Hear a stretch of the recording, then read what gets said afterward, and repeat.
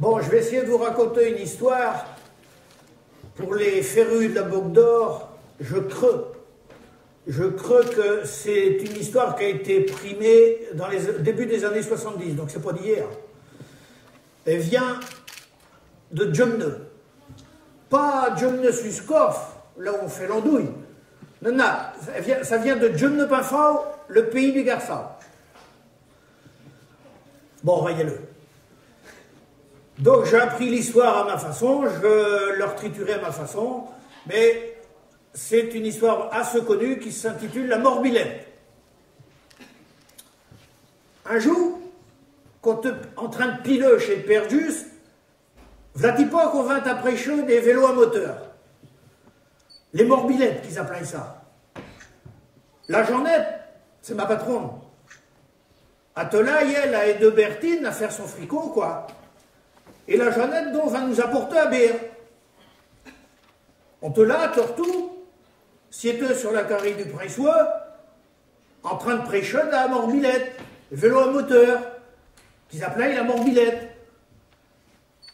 Et vous savez, notre faille, quand on se réunissait comme ça, pour ce qu'ils appellent les corvées, mais pour nous, ça ne te pas tenir des corvées, des fois on s'amuse bien. Et quand on avait un sujet de discussion de même, on le lâche au point. Toute la journée, il n'y en avait que pour la morbilette.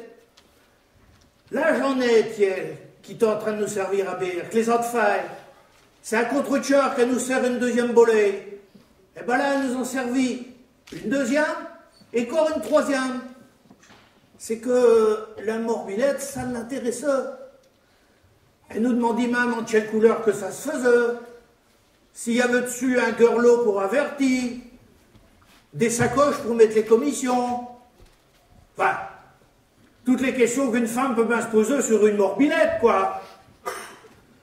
Et puis, la journée finie, quand on s'est retrouvés tous deux dans le drougeois, la journée était maille, elle me dit, ça part de maille, elle me regardait avec des yeux, je ne l'avais pas encore vu de même depuis une noté de noces. Elle me dit, Félicien, sais-tu bien ce qui me ferait plaisir? Oh, mais je dis, mais la journée est dure, mais pour se faire plaisir, il y a encore moyen. Non, c'est point de ça que je te cause, mais non. Mais ce qui me ferait plaisir, ça serait que tu m'achètes une morbilette. Ah, ben non, mais ça me refait bien vite, my gars.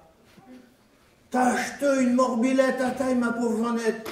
As-tu bien oui ce qu'ils disent, comment Baptiste, lui? C'est des engins, ça roule ventier-bain à 50 km/h, ça. Tu crois que j'ai que ça à foutre que d'aller de vaille à l'hôpital? Ah, dame de nage, je vais sûrement pas t'acheter une morbilette. Ah, ben non, mais là-dessus, là, voilà fauché. Nous voilà tous deux couchés à l'hôtel du Tutourneux. Bon d'abord. Je pensais qu'elle avait fini par oublier parce que pendant 3 semaines, elle ne me repréchit pas de la morbilette. Mais vous savez comme moi, une femme quand elle a quelque chose dans la tête, eh ben, elle l'a dans la tête. Hein. 3 semaines après, un repas de boudin.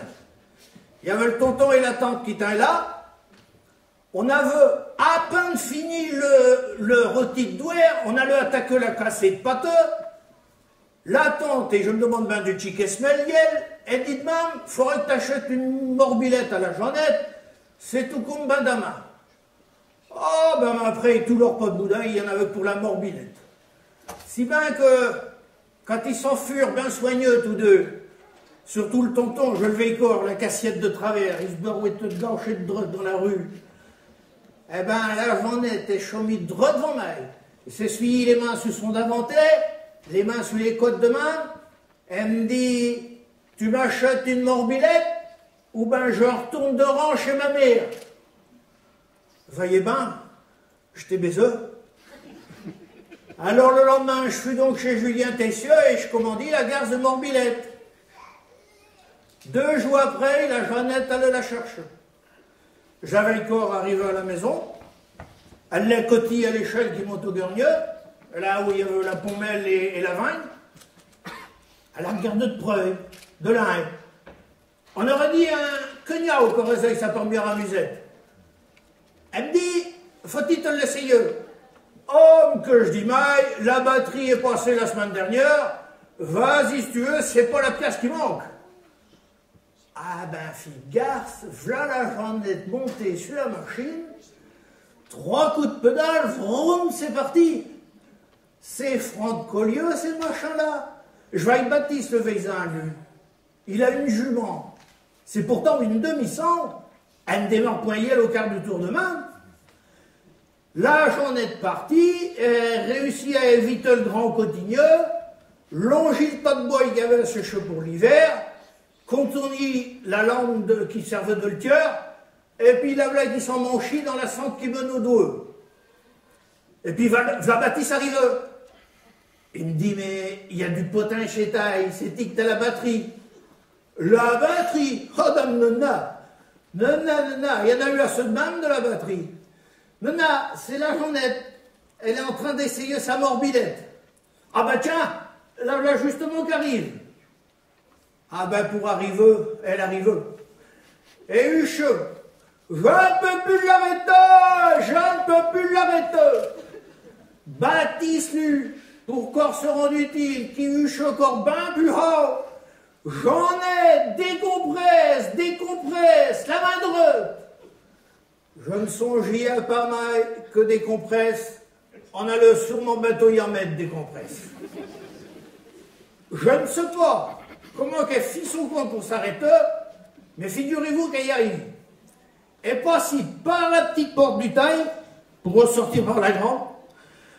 Les roues bien graissées dans la Bose. Pensez donc, ça faisait bien de 15 jours que les tirs là-bas étaient faites. Ah ben non, mais là, en sortant du taille, pour éviter la marche de fagot, c'est dit à cause du Jusset qui avait corps sur la rue, c'est dit qui a pris son vircouet trop court ou qu'elle dérapit sur les gabois. Ah, d'un méfiant de ces sous-là. Lave là la tête la première, tu par su tête. La tête la première, ben calée, entre le pailleux et le tas de menu paille. Il n'y avait plus que les tchètes qui dépassaient. Mes pauvres garçons, que les Russes et les Américains, eux qui se battaient pour ouvrir la Lune. Hatchiar est arrivé un peu mieux. Ah ben nous on l'avait la Lune, Baptiste et Maï. Maï, je l'avais déjà vu, c'est vrai. Mais Baptiste quand même, lui qui ne te point marieux, j'avais chaud pour lui. Bon ben on fut donc chercher la Jeannette, on rapit chacun notre tchèque, et puis là on l'a ramené à la maison, et puis je donnais une petite goutte pour la remettre à la Jeannette. À Baptiste, j'ai payé une bolée dessus, et puis quand Baptiste fait partie, je dis à la Jeannette, tu vailles pas taille quand tu es en train de gigoter l'enlin, il est tchétahao comme une jeune mariée, là. Eh ben, figure-toi que Baptiste, lui, pendant ce temps-là, il a vu la lune. Oh ben, qu'a dit elle, hein, monsieur Consoleil? Fille de garce, la belle affaire. S'il a vu la lune, c'est pas pour autant qu'on va changer de quartier. Voilà le bout.